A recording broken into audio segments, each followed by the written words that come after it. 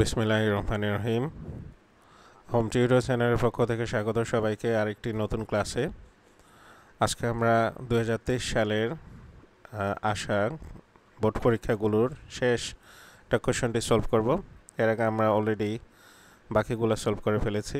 আমাদের ভিডিওগুলো দেয়া আছে আমাদের চ্যানেলে, দেখতে পারেন। আমরা আজকে লাস্ট যে এটা কোয়েশনটা সলভ করবো, এটা ময়মনসিংহ বোর্ড 2023 সালে আসা। তো যদিও এখানে মাত্র একটা বোর্ড, কিন্তু এই কোশ্চেনগুলো যথেষ্ট ডিফিকাল্ট আছে। আমরা আজকে এগুলো সলভ করব। তো সলভ করার আগে প্রাইমারি কিছু আইডিয়া দরকার। প্রথমত হচ্ছে একটা কোশ্চেন উদ্দেশ্যটা হচ্ছে অডিয়েন্সকে অ্যালার্ট করা বা অডিয়েন্সের কনসেন্ট্রেশনকে বেশি বেশি করে আকৃষ্ট করা। আমরা কথা বলার সময় যেন কনসেন্ট্রেশন হারিয়ে না যায়, যার সাথে কথা বলছি তার ফোকাসটা ধরে রাখার জন্য একটা কোশ্চেন ইউজ করা হয়। তো আমাদের প্রথম যে এটা কোশ্চেনটা দেওয়া আছে সেটা হচ্ছে the unfed should be fed, অর্থাৎ আনফেড হচ্ছে যারা অভুক্ত। ফিড মানে খাওয়ানো, ফিডের ফার্স্ট পার্টিসিপল হচ্ছে ফেড, যাদেরকে খাওয়ানো হয়েছে, আর আনফেড হচ্ছে যারা খাওয়ানো হয়নি। তো আনফেড শুড বি ফেড, এটা মূলত হচ্ছে সকল অভুক্ত মানুষকে খাওয়ানো উচিত। তো এখানে এই যে আনফেড, এটা টোটালি একটা জাতি বোঝায়। সকল সকল অভুক্ত যারা আছে, মানে যারা না খেয়েছে তাদেরকে বোঝায়, হাংরি পিপল যারা। তো আমার এখানে তো অক্সিলারি ভার্ব দেয়া আছে অলরেডি, শুড দেয়া আছে। তো আমরা এখানে শুড দেয়া থাকলে শুডেন্ট লিখবো। আর আমার এখানে যেটা আনফেড, এটা যেহেতু একটা জাতি বোঝাচ্ছে, একটা জাতি তো আর একজন দুজন না, যথেষ্ট মানুষ থাকে, এই জন্য আমরা এই জায়গাটাতে ধরে নেব দে। তাহলে আমাদের অক্সিলারি ভার্ব হচ্ছে শুড, শুডেন্ট, আর সাবজেক্ট হবে দে।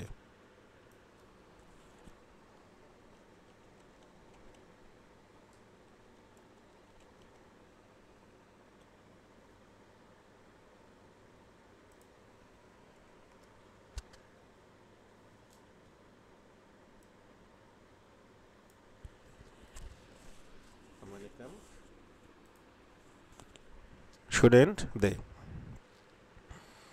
দ্বিতীয় সেন্টেন্সটা যেখানে দেওয়া আছে, he let me do the work, সে আমাকে দিয়ে কাজটি করেছিল, সে আমাকে কাজটি করার অনুমতি দিয়েছিল। লেট অত অনুমতি দেয়া, he let me do the work, সে আমাকে পারমিশন দিয়েছিল।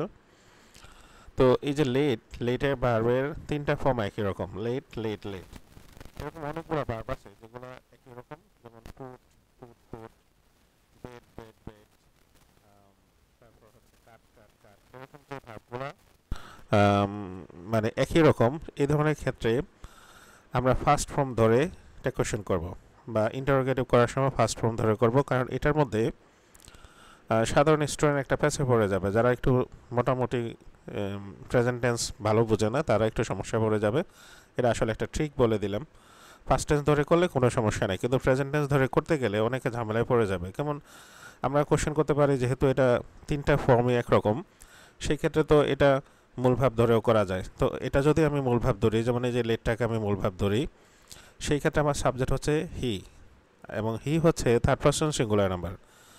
তো আমার যদি এটা থার্ড পারসন সিঙ্গুলার হয় সাবজেক্ট, আর সেখানে যদি মূল ভার্ব হয়, তাহলে এই মূল ভাবটা কারেক্ট নয়। কারণ প্রেজেন্ট ইনডিফিনিট টেন্সের নিয়ম হচ্ছে সাবজেক্ট যদি থার্ড পারসন সিঙ্গুলার হয়, তাহলে ভার্বের শেষে এস বাই এস বসাতে হবে।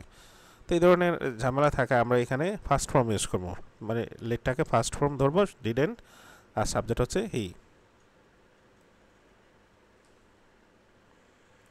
তাহলে আমরা লিখবো ডিডেন্ট হি।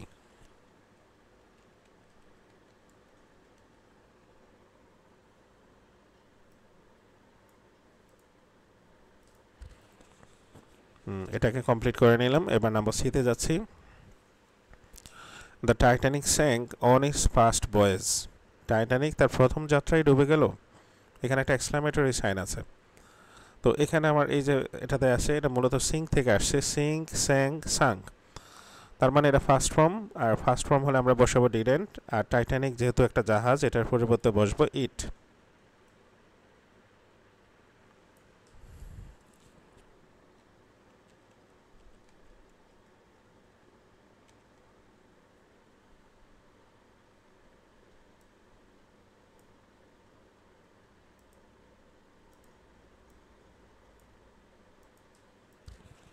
আমরা লিখে দিলাম didn't it. There is no school in our village. আমাদের গ্রামে কোনো স্কুল নেই, এটাতে অলরেডি নো শব্দটা দেওয়া আছে। তো নো দেওয়া থাকলে আমরা নট ইউজ করবো না, আমরা শুরুতে লিখবো ইজ, আর আমার সাবজেক্ট হচ্ছে দেয়ার, ইজ দেয়ার।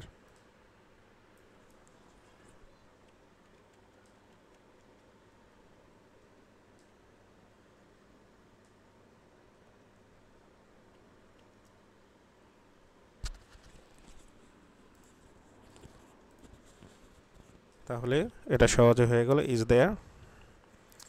এই কোশ্চেনটা একটু difficult.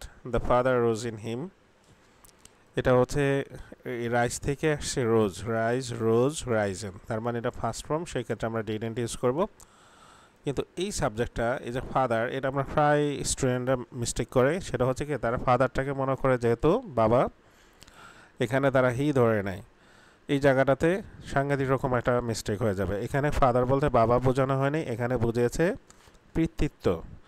The father rose in him, তার ভিতরে পিতৃত্ব জেগে উঠেছিল। যেমন বিষয়টা হচ্ছে কোনো বাবা যেমন রাস্তা দিয়ে হাঁটতে নিচ্ছে বা যে কোনো কাজে কর্মে, সে একটা ছোট্ট ছেলে বা মেয়েকে কোনো একটা অবস্থায় দেখলো, কিছুটা অসহায় অবস্থায় দেখলো, এবং সেই সাথে সাথে তার মনে পড়ে গেল এই জায়গায় যদি তার সন্তান হতো তাহলে কেমন হতো।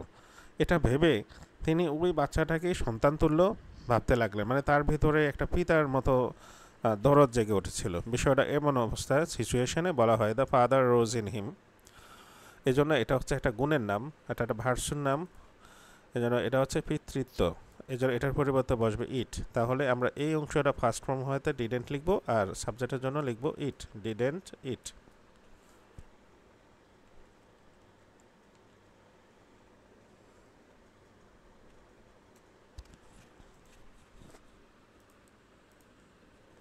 এটা হয়ে গেল।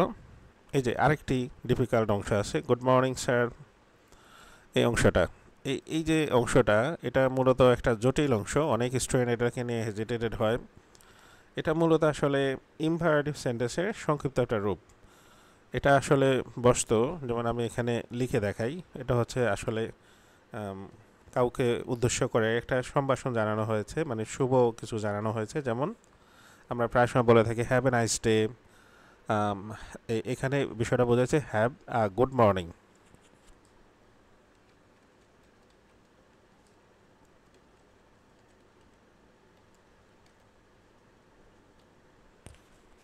এই সেন্টেন্সটা মূলত এমন, মানে এটা ইম্পারেটিভ সেন্টেন্সে সংক্ষেপে দেওয়া আছে। আমরা এই যে গুড মর্নিং এই ধরনের কথা বলে থাকি, তো এই অংশটা এখানে হিডেন আছে, এই কারণে এটা ইম্পারেটিভ সেন্টেন্সে। আর ইম্পারেটিভ সেন্টেন্সে আমরা কি বসাই, উইলেও বসিয়ে দিই।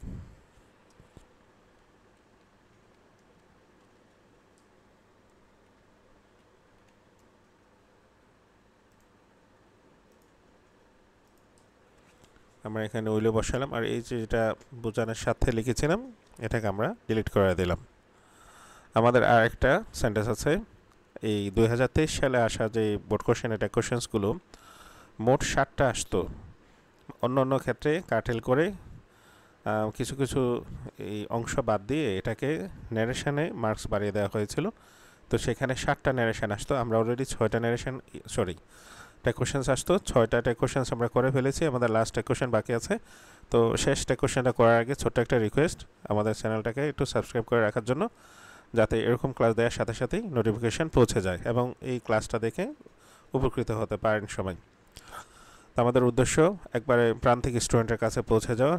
হোম টিউটরের মুখ্য উদ্দেশ্য হচ্ছে একেবারে সবার দ্বারে দ্বারে যাতে শিক্ষা, এই যে গ্রামাটিক্যাল যেই ফেয়ার আছে মানুষের মধ্যে, যে ভীতিটা, এটাকে কাটিয়ে ওঠানো। তো ঠিক আছে, দেখতে থাকুন। ধন্যবাদ সবাইকে ক্লাস দেখার জন্য। আমরা আজকে এই লাস্ট ইয়েটা সলভ করে ফেলি। এখানে সলভ করার আগে এই যে এখানে লিটল দেয়া আছে, আই হ্যাভ লিটল ওয়াটার, এটা থাকলে নট বসে না। তো অক্সিলারি ভার্ব বা এটা অবশ্য এখানে প্রিন্সিপাল ভার্ব হিসেবে আছে, তবু আমরা এখানে এটাকে ইউজ করতে পারবো। হ্যাভ সাবজেক্ট হবে আই।